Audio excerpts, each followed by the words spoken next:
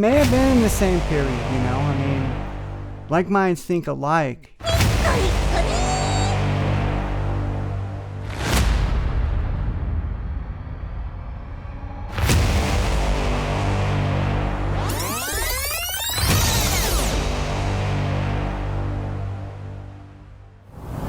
How was it also working with excelbeats on all the different tracks that you've done? You've released 2 official ones, All I'll Ever Know, which the fans really love that one, as well as See the Light. Anything? Well, Excel, he's a special kind of a character. He's a different breed of a person, different breed of an artist. He can go live band with it. He can just go regular keyboard production with it. He's a different breed. He's different. He's worked with a lot of top-notch people too. So he's seasoned. He's not a veteran in the sense of people know him, but he's a veteran in the sense of the people that he's worked with and the people that he's assisted in projects and whatever he's doing. So it's always an honor to work with somebody that's musically inclined and knows what sounds good and knows what doesn't sound good.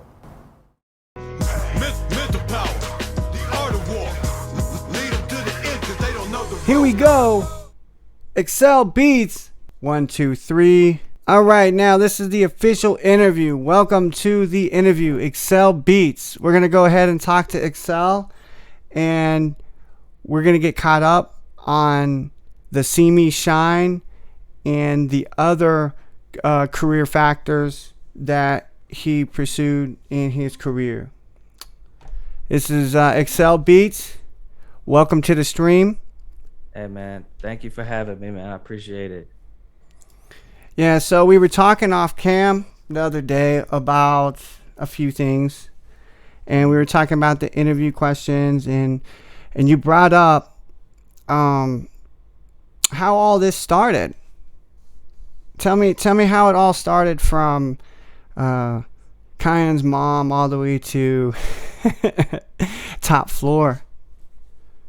Yeah, so as you know, I'm from Los Angeles, California, and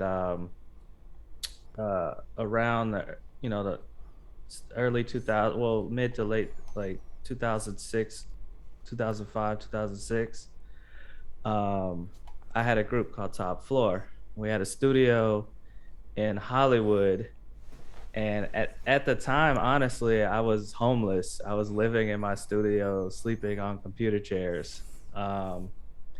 And the record "See Me Shine," the whole irony behind the whole story is insane. So I'm in Hollywood. One day, Raz B from B2K was like just randomly in the studio sleeping on the couch. Stuff like that would happen all the time. So it wasn't like a crazy surprise, but like I seen this dude sleeping on the couch. I'm like, who is this dude? Who they let come in the studio just sleeping in here, right? Yeah. Which later, Raz B was actually the one who introduced me to Bone Thugs. So that was around the time that I actually first met the guys and stuff. And, Raz B was really excited about the song seemeshine, because at first it was a song from me and my group, Top Floor. And then I would cut like a solo version of it. And then me and Raz B cut a version of it. So when Raz B did his version of See Me Shine, we actually made the rounds all over all the different studios playing the record for people. Yeah. And Bone Thugs was one of the groups that we ended up meeting with in the studio and played the record for. So boom, fast forward a little bit, we actually end up doing a show with Bone Thugs and Raz B, where we were opening for them. And while we were doing the show, the guy that was funding our studio was really upset with us, because he's particularly upset with me because See Me Shine was actually was picked to go on TI. So a lot of people don't know that story, but Macy Gray's producers were down the hall. They heard the song and they're like, "Hey, you know, what do you think about putting on Ti?" And then the dude that owned the studio wanted all the publishing and all the money for it, right? Yeah. So we're opening for Bone Thugs. He gets super mad and takes everything out of the studio, all my Oh. files, Oh all wow. my music, everything, all the equipment, everything was taken out of the studio. So we come back from the show to an empty studio. Damn, man. I bet it felt real bare. I bet it was like there was nothing in there. Oh, we revolted, man. Me and my production partner at the time, shout out Rich Rossi. Um, we were a production duo called the Heat Rockers. We were so upset that we revolted and we sprayed the entire studio up with the the hose, the fire hose. We sprayed the whole building up. Oh wow. Yeah, Wow. everybody had dust under. Every other people had dust all in their studio. It was crazy, man. Yes. We broke the guitar and threw it, and it like stuck into the wall. Like we vandalized that place basically after that. Yeah. Going back to the college, the two producers, their names were Jerry and Whitey, wasn't Jared it? Jerry and Whitey. Yeah. How were the relationships between, the people that you met coming up in the game? I mean, we had a good camaraderie, but I've always been very competitive. So, it's like you would hear like one dude playing something down the hall and be like, "Nah, man, I gotta go in there and like make something even better," right? So we're Yeah. just competing with sound throughout the whole damn building. Yeah. So that's We where the had whole great relationships, though. yeah. So that's really where it all started to see me shine, right? Like Yeah, it yeah, definitely, and yeah, then before that it was, or after that it was kind of like MySpace. So what yeah. happened? What happened there? Like, MySpace, yeah. And real quick, so "See Me Shine," the original, like the creation of that song, was about the situation I was in originally. So it was like I had all these people around me, like the dude that took the studio, like that's what the song was about. It was really about all these people that didn't want to see me like shine, that were around me, besides my group and my production partner, but just all the people that were trying to kind of control us and stuff like that. But yeah, so fast forward a couple more years, I get a random message on MySpace. An engineer, I don't know who he was. I can't even remember, but it was like an engineer or something like that. And he was like, "Hey, that song that's on your profile, See Me Shine, Bone Thugs is planning on releasing that as their first single." ah, So I was like, what are you talking about? Like, and then he just started sending me different things. Like he sent me audio of like a Crazy Bone version of the song with Jay Rush. It was just Jay okay. Rush and Crazy Bone. And then he was sending me like clips of them in the studio with fans playing the song and stuff like that. So I was like really taken back by it because I didn't know what was happening. You know what I mean? Yeah, and Um, I bet it was a lot of just. Was there any anxieties for you? I mean, happy anxieties. I mean, like happy. it was mixed feelings, honestly, because I didn't know what was happening, Yeah, you know, and I was super young and I didn't know what to do because I'm like, okay, well, I got to do something, right? Like, yeah, and I got a bunch of advice from a lot of different people. Some people saying like you should sue the group and all this stuff. yeah. Um, and at the time, I was managed by a guy named Henji Garcia. Henji, he's from Ice-T's camp, the Rhyme Syndicate. His brother's Evil E, Ice-T's DJ. So, he advised me to just hold back and, he would kind of take care of it. So he introduced me to um, Naeem at Warner Brothers. And, Naeem was A&Ring the Bone Thugs album. So I went up to the Warner Brothers office and had a meeting with him, played the song. His mind was blown because, like, I guess nobody knew, like, it was my record or whatever. Yeah. And, we struck a deal on the spot. I ended up getting a check for about 15 grand, quit my job, and just started pursuing music from there, The time that you went in with Crazy Bone and Dave Casado, is that how you pronounce his name? Dave Casado? Dave Cansado, yeah. Cansado, yeah. What, you had to be the man of the hour. Tell us a little bit about that and what had happened with the remake. Is this the second time you remade it? There was it's spaghetti, man. There's like so many different versions of it, so many different mixes. So they had to like recreate it themselves first, right? So they hired 1500, was a well-known band, and they like replayed everything, right?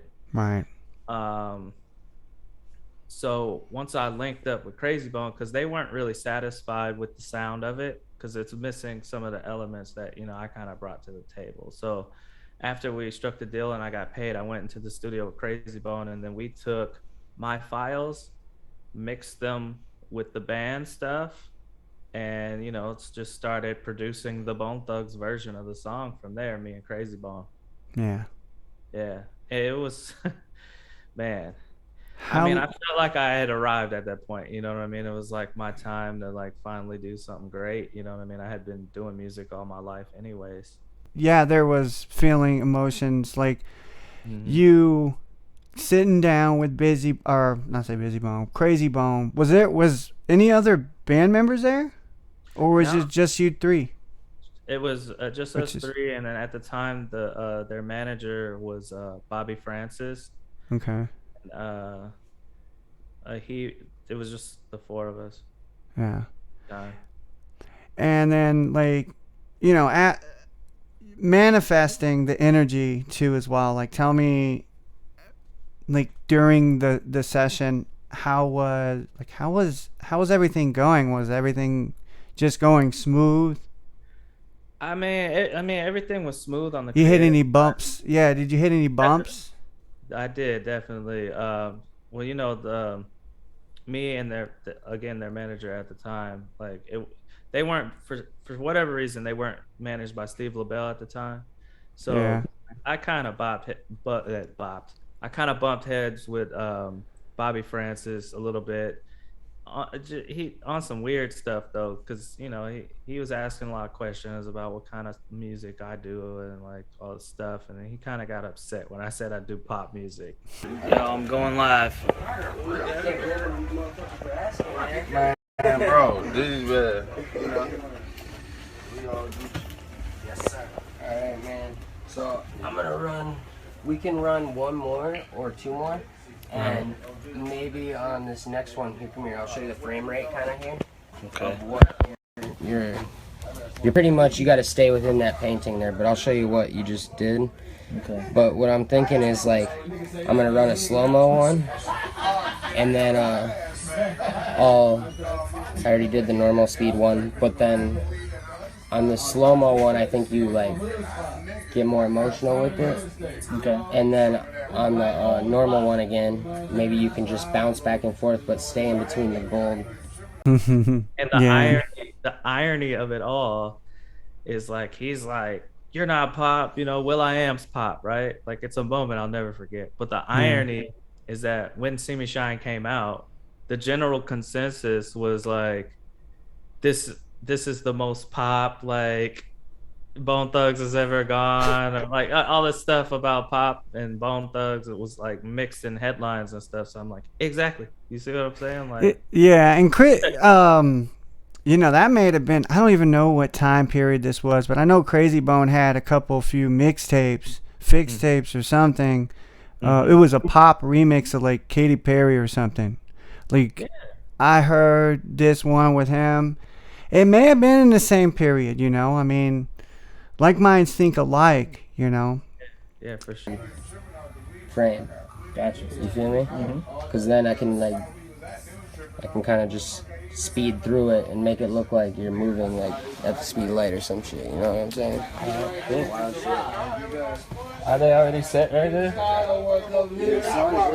Cute shit? That's cute shit. We call that cute shit.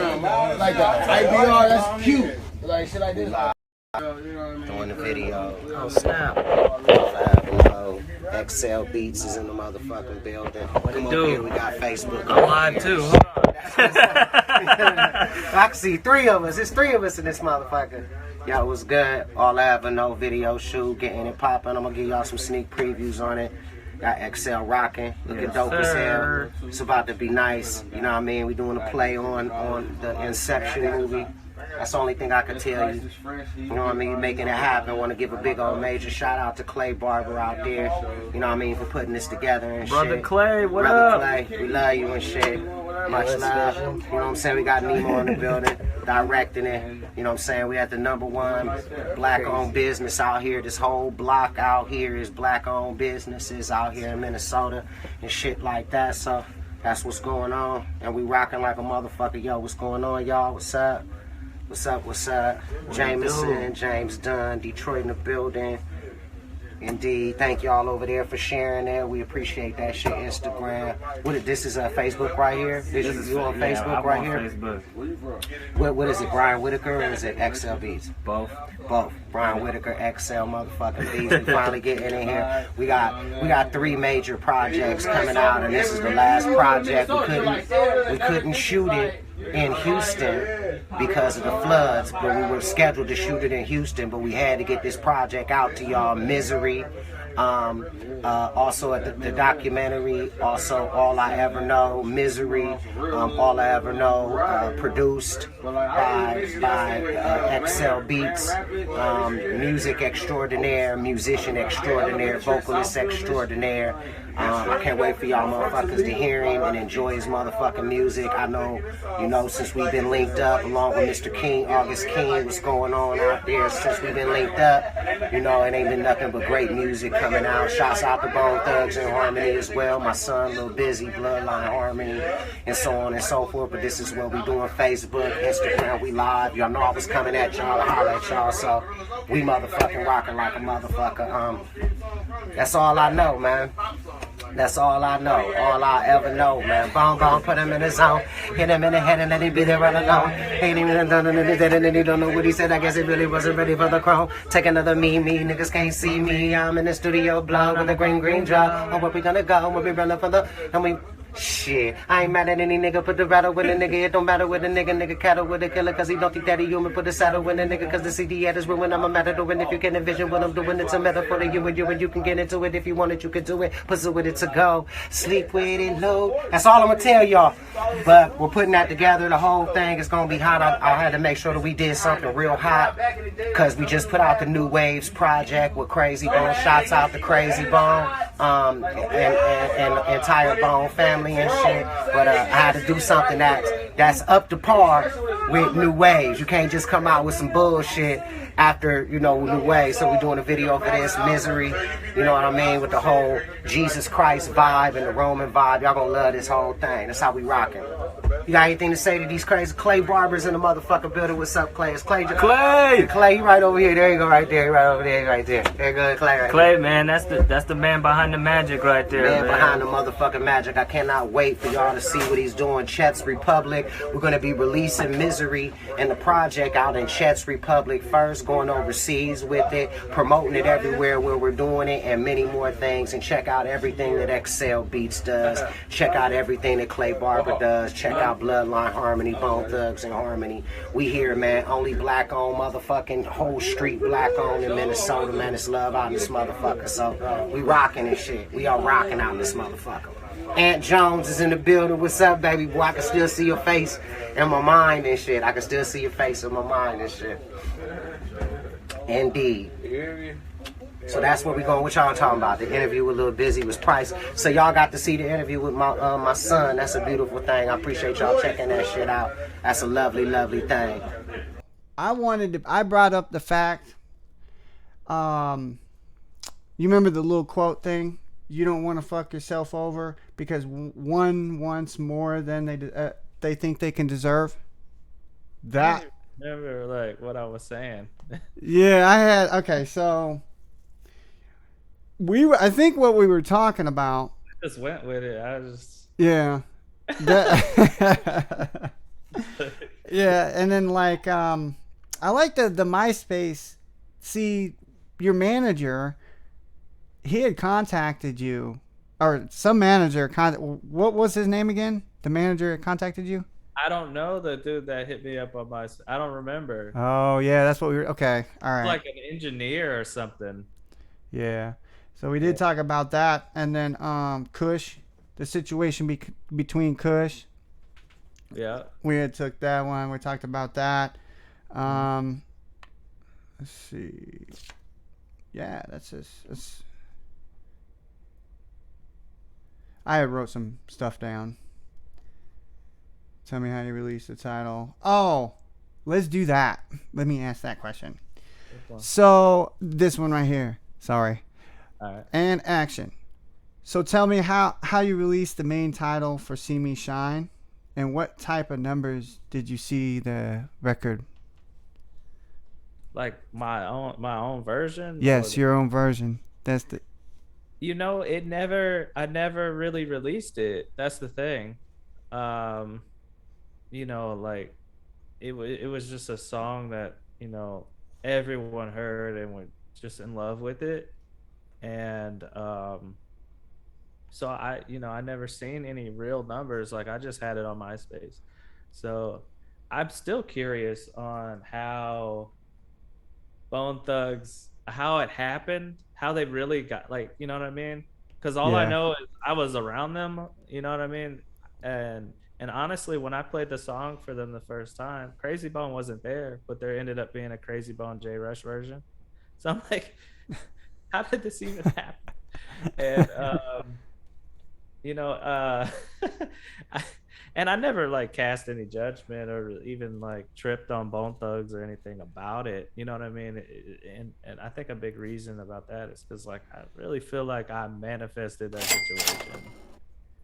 You know, Bone Thugs, the East 99 was the first CD I ever bought, and I used to memorize all the lyrics and like write them down and like recite them.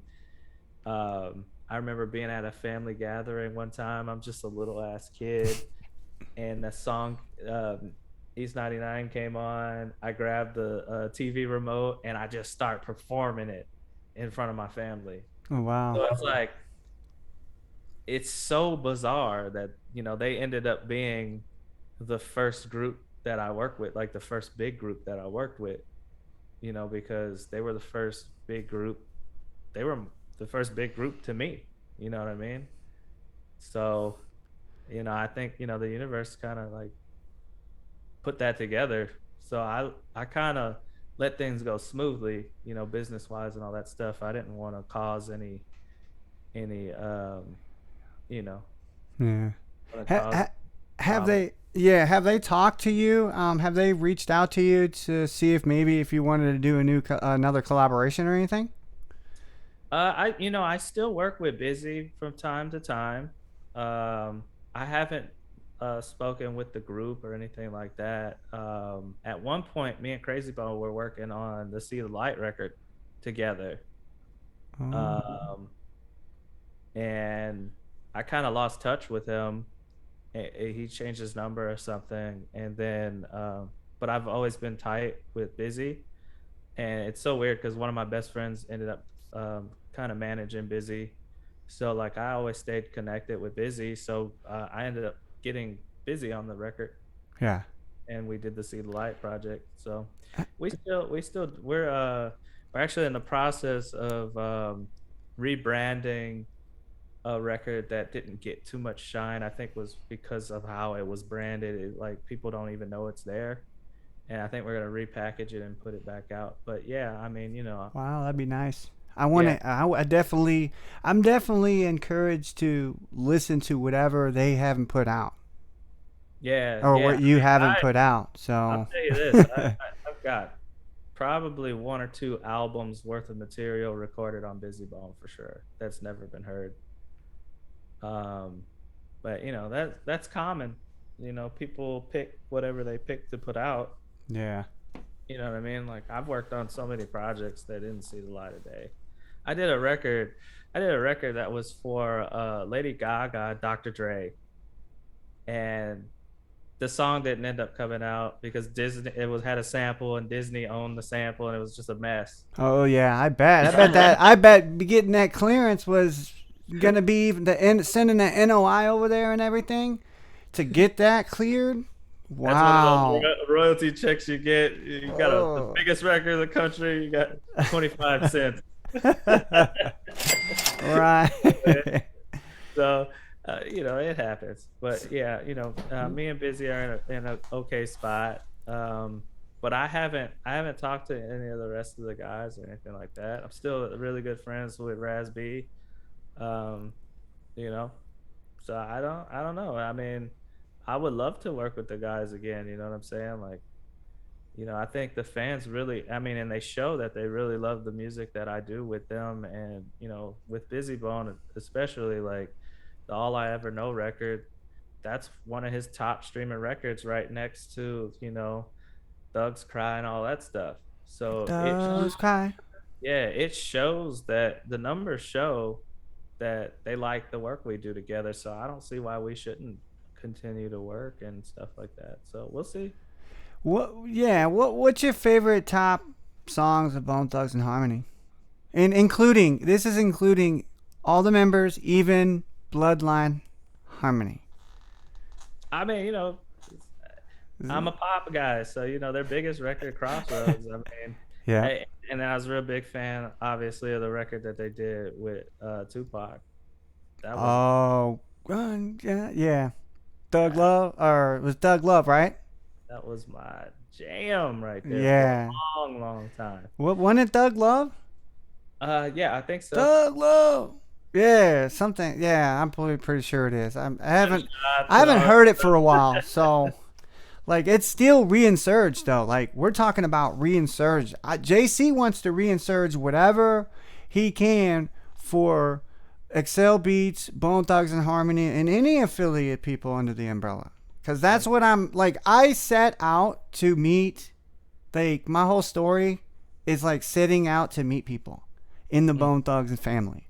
And I've met some pretty interesting people, a few people, and I even spoke with. I got 10 minutes. I even spoke with a page moderator for Busy Bone at one point. Okay. And I don't know. I think I may have ruined a relationship.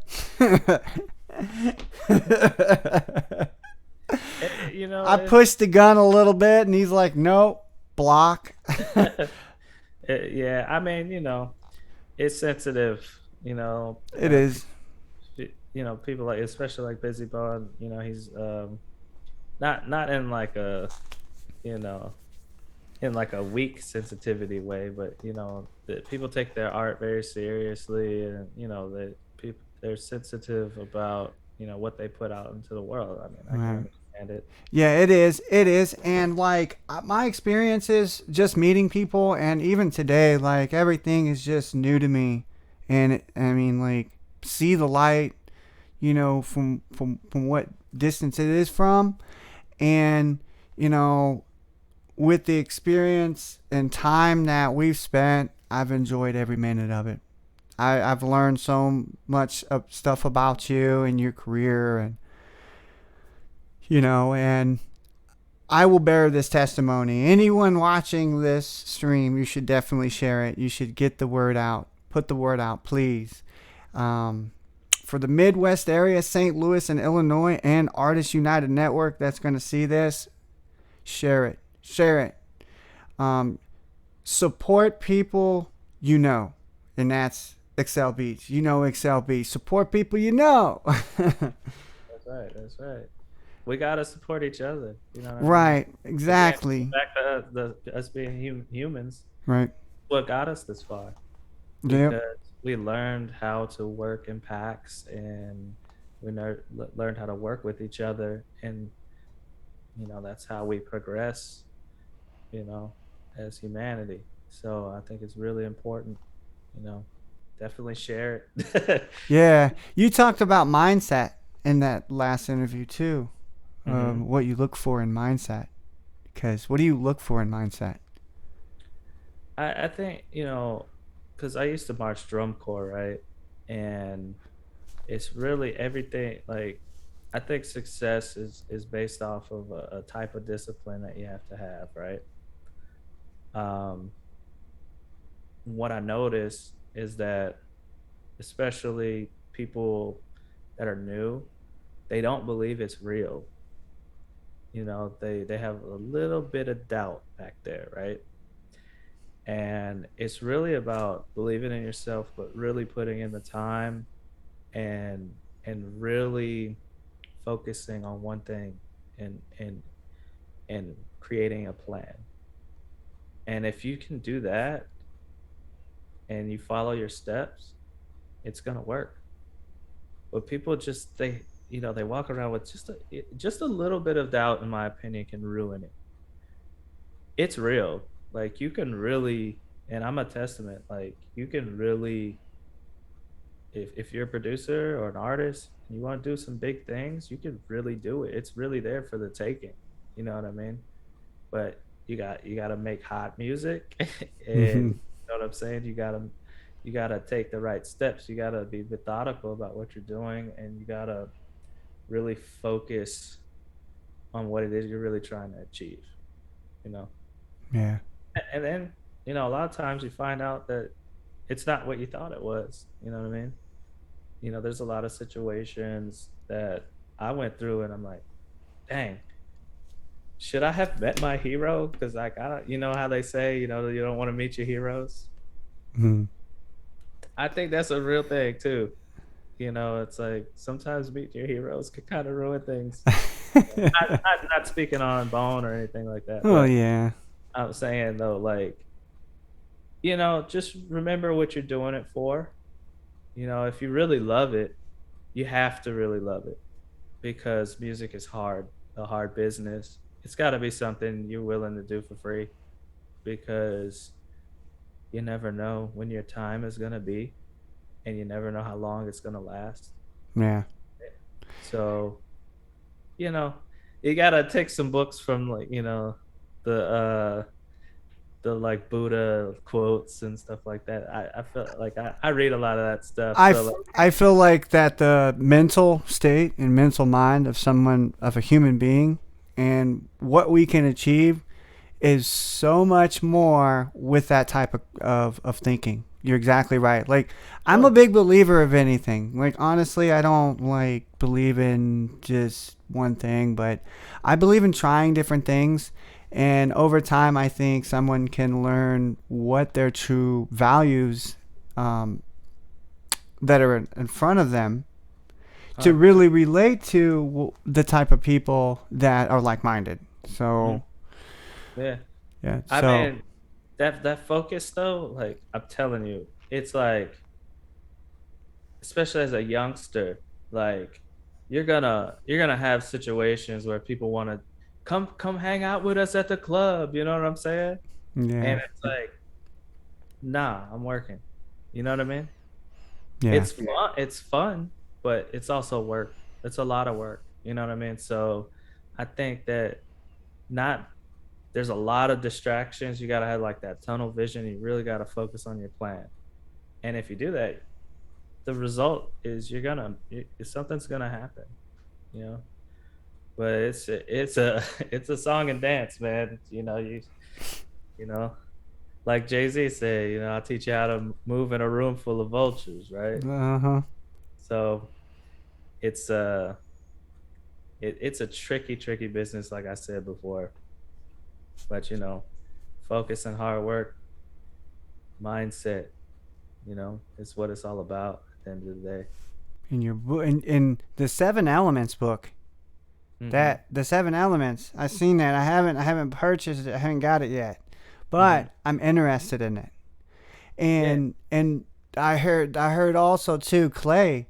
He came out with a book too as well. He's coming out with a book. I guess it's a motivational thing too as well. So the whole team is like Actually, doing great things. I haven't spoken to Clay in a while, man. Shout out, brother Clay. Yeah, Yeah, I just spoke with him the other day. We made he's a good something. guy. Yeah, we made something. He believed in me. You know what I mean? You know, he helped executive produce one of my music videos. You know, he believed in my talent, and you know, we were able to have a really magical moment. You know, doing the record "Misery" with Busy. You know, so shout out to Clay, Shout outs to Clay. brother Clay. So tell me a little bit about the Kardashian experience that you had. Okay. Well, I mean, I worked with, um, you know, Keeping Up with the Kardashians, and I also worked with Kendall and Kylie separate. Um, with Kendall and Kylie, I did all the music for their Top Shop campaign, Nordstrom campaigns for their clothing line, because they have a brand together called Kendall and Kylie. So you know, a good friend of mine was like working on a project, and he decided to bring me on and stuff like that. So it's pretty cool. I mean, you know, simple enough. Like, you know, I just, you know, put the music together for the commercials and stuff like that for the all the viral campaigns and whatnot. So you work with the music on those too as well. Like you were involved with the sync and Hmm. working with their supervisors and things. How is that? How is dealing with that type of atmosphere for you? I mean, it was a really smooth process. You know, I honestly, I didn't get a chance to meet Kendall and Kylie. I have met, I met Chloe before, and I got a chance to kind of negotiate a little bit of stuff with Chris, but that's about it. But it was a simple process. You know, my boy was the head of the project, so you know, he just told me what he needed, and I literally created music on the fly for the clothing campaigns. Like, I created just fresh music. I didn't you know, source old music that I had or anything like that. So But they had a particular sound that they wanted, and then they're like, "Hey, like, can you do something like this?" And I just made it. how like were you just like on tour bus with your laptop or something? Just bust out the laptop and boom. Basically, I don't know. I don't.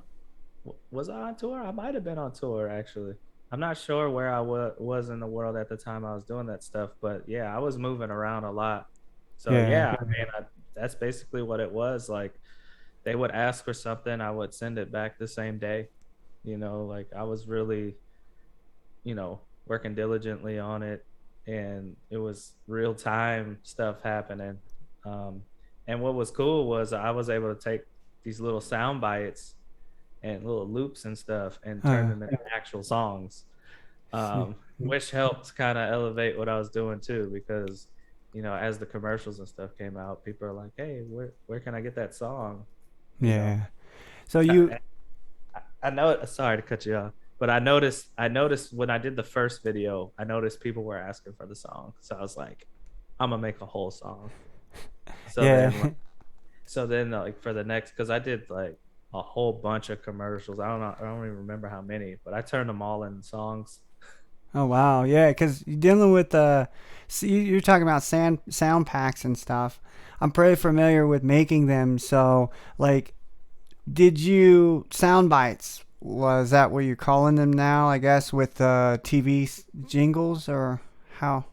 No, like, what I meant was, like, you know, like, I created, you know, short form music Okay, there it is. Okay, specifically for this visual that they had, right? right. Commercial, whatever. And you could play it, but, like, you know, I just had like a just like little short clips of like little mini songs. Okay, so kind of like reels, like 60 seconds, a minute and a Yeah. half, something like that. Yeah, so like I took and when I seen the comment section blowing up, like, who's the singer? What's the song? Blah, blah, blah. Like, dang, I need to do a song out of this. Like, so I just started creating the whole song. Right. Everything's just piecing together, you know? Everything's piecing together. I Great guess situation though. I got paid handsomely. Obviously, it's Kardashians. oh yeah, I bet. Yeah, it was one of the best sync opportunities I ever had. And, you know, and then I also did a lot of music for the different Kardashian shows that they have. So like, you know, Keeping Up with the Kardashians, like the Take Miami or whatever, all the different sub shows that they built out of that too. Yeah. That was also a great experience. Also paid very well. I still to this day, like I think that was around 2008, 2009, right? So like, I'm still getting checks for the stuff I did on the Kardashians to this day.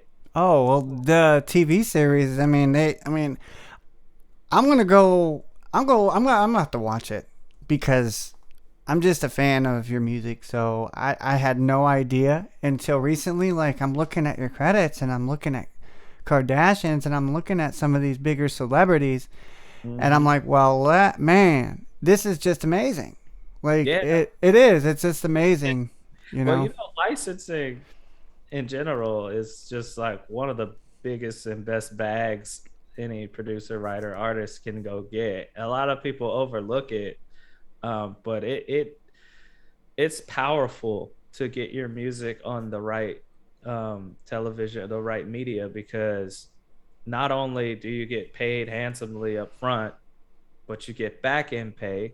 And not only that, if the song is good, people like it, they go stream it. So it has a ripple effect, and it becomes kind of like a gift that keeps giving. You know what I'm saying?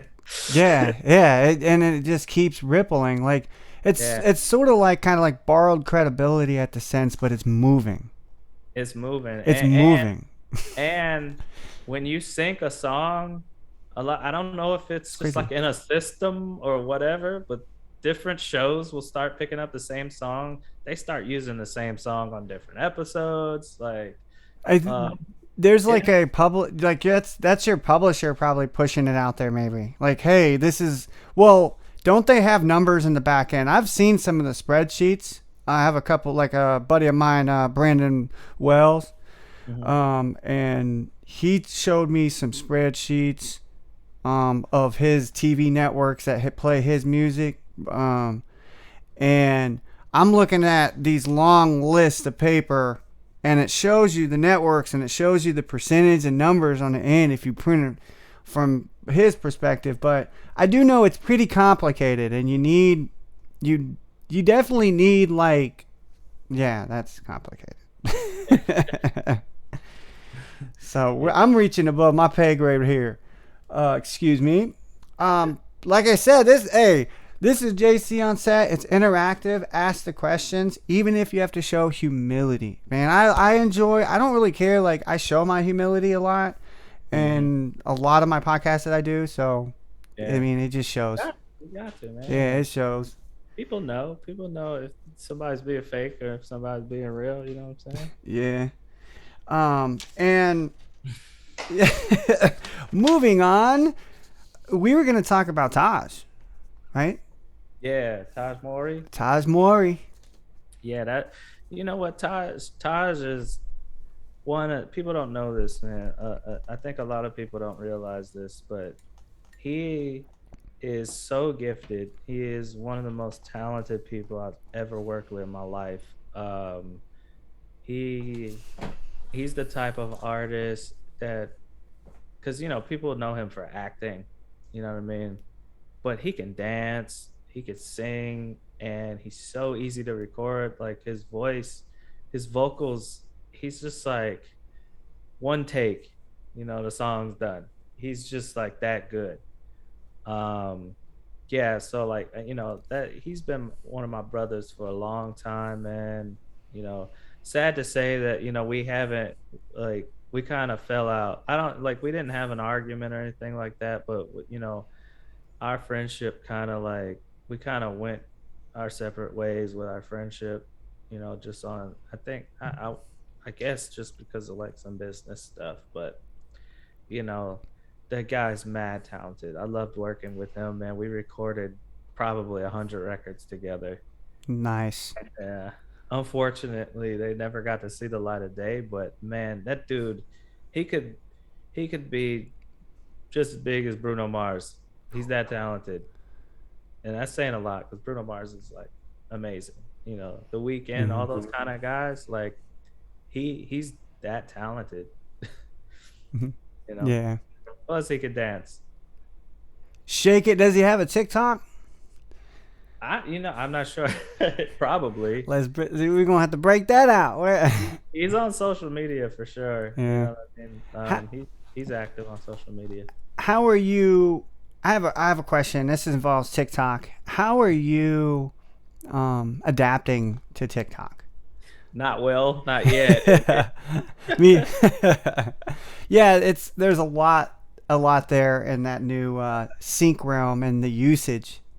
And I've been hearing a lot of labels are like forcing their artists to make TikToks and stuff. And probably do dumb stuff to get up there in the algorithm. It's wild. I can't do. Like I'm gonna make an honest attempt at TikTok soon. Especially now that I'm gonna be releasing a lot of new material and stuff. Yeah. But I will say, from what I hear, like through my different colleagues and people in the industry and stuff like that, TikTok is the most powerful tool when it comes to breaking music today. Yeah. Because it just, not only like the way the algorithm works, and like if you do a campaign and like people are using your sound, like the thing is like they say you don't even have to be on TikTok in order to blow up on TikTok as a musician or artist, as long as people are using your audio in their videos. Yeah. So what is being recognized is that from TikTok it kind of spills over into your Spotify, Apple Music streams and stuff like that. It upticks everything. Mm-hmm. So it's from what I've been told, it's the best tool right now. It's even better than like trying to pitch for editorial playlists and stuff like that. It's like better than that. Wow. Yeah, I've had a lot of negative effects here in the market, especially on my side. But I think a lot of it has to do with the fact that it's more for the music. It's more of the information. It's more informational for music and entertainment, music side. The entertainment side, however, it's just different because you can just copy other people but do it in your own way. Yeah. And if you, I have a hard time telling the difference between TikTok and what Vine was, honestly. Yeah, because I think that where they have it is it's too, as well as that theory. We go back to the theory about it. You have to know a little bit about video theory to catch that person's eye, because it's honestly that consciousness, that awareness of, oh, I'm interested, and then we add the hashtags in there, and then the algorithm sees it. But you have to be consistent. It's what they say. You have to be like 3 videos, like you got to get on and post twice a day, for a few months until you start getting into the algorithm, and then you're out there constantly market researching what's the next top trend, so you can keep up on top of it. Yeah, I mean, music, it's all a content and engagement economy right now. So, I mean, and plus anything that you do, you got to be consistent with it, right? Yeah. But right. Yeah, it's a lot. It's a lot, especially for somebody like me. I'm very introverted. I don't. Yeah. I can see. I'm okay with being on camera and stuff like that, but like I'm not like trying to do TikTok You video. know, it's hard. It's hard. It's hard to wrap your hand around it. It's a lot. It's a lot. I'm It gonna see is. what's up though. You know what I mean? Like, we're getting ready to film our new podcast called On the Track, and we're gonna be doing a lot of different kinds of content, short form content, long form content, and stuff. So we'll be putting some stuff on TikTok. So Right. I'm gonna give it an honest shot, honestly. I'm gonna watch. I'm gonna watch. I've been trying it for a while, and I only got 2 videos on there, and then like I did a couple other ones at one point, but I'm like, well, I'm not getting any views because I'm not doing it. It's like the resurgence came and like everybody's doing everybody's. So it's just hard. I guess you have to figure out your niche, and your niche would be like for I don't know, like for producers, I think it would be more instructional and like behind the scenes maybe, with like some narrative. Like I've been doing. I don't know his name. I would love to shout his name out. I don't know his name offhand, but there's a guy on TikTok that I like. He's a producer, and all he does is he goes, here's a loop, do something with it. Oh, I seen that one. Yeah. And He that's like all his videos. He's actually very outbound. He's very entertaining. Yeah. But that's what his formula is working. I like what he does because he's just like giving people little loops that they can just make their own songs with, and Right. let's see what happens with it. I've seen them where they're duoing, and it's like, man, what microphones are they using? Are they using Apple? What? Because some of them sound really good. It's like they took the video and recorded it on their computer or something. Some people pre-record, and they have they have things where you can put your DAW into your phone and all this stuff now. Right. They're actually using good equipment, a lot of them. What are your DAW? What's the DAW you're using now? I'm a Pro Tools geek since I ever started working on Pro Tools. I started off on Cubase. Cubase was the first DAW that I used. But then like I got frustrated because every time I had to send my files to a mixer, I had to like, track out all the audio and like send it. I didn't like doing all those tedious steps. So I was like, I'm just gonna record in Pro Tools because I could just send them a session. So Right. that's how I started working in Pro Tools. And ever since then, I've been just married to Pro Tools. Married. Like I can use other DAWs, and I'm sure I could pick it up. Like like I've used Fruit Loops. I've used PreSonus. Have you used PreSonus? no no. I hear good things about it though. I love it. It does. It has like it has a Fruit Loop fill on the pattern when you're making beats with your pattern, your kicks and your hi-hats, and then when you throw in your MPC on there, it's got classic, like their own whole entire classic like racks, their own racks inside the VST. So it's all like modulated. It's kind of like Pro Tools, but see, I'm not sure if Pro Tools has a cloud, but I have a collaboration cloud set up. Do they have something like that? They have a collaboration cloud, yeah. Okay, so I'm pretty sure they do. It, but they got it, yeah. Right. Yeah. So, with that, I have a question. You started out producing. How long did it take you to learn how to mix and master your beats? Or is there a short process for that? Because I don't know. Okay, so I do mix, but I don't like promote my mixing because I still use guys like Dave Pisato and like Bob Horn for like any bigger type records that I'm doing. But just over time, like you never stop learning mixing, right? So like just over time, like I've just been doing it. I have a couple of simple techniques. I like to keep things very simple. Um, I like to start with presets and then kind of manipulate it from there. Um, It's very master, clear. yeah, mastering. I use Ozone. Ozone's nice. Ozone. I have a subscription to it. Yeah, They had it. I don't do any crazy tricks, anything like that. It's all about simplicity for me.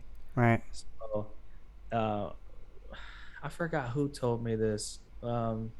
Somebody told me, and I kind of like I use this too for like everything. Do you sidechain your? Is that what you're talking about? Sidechaining?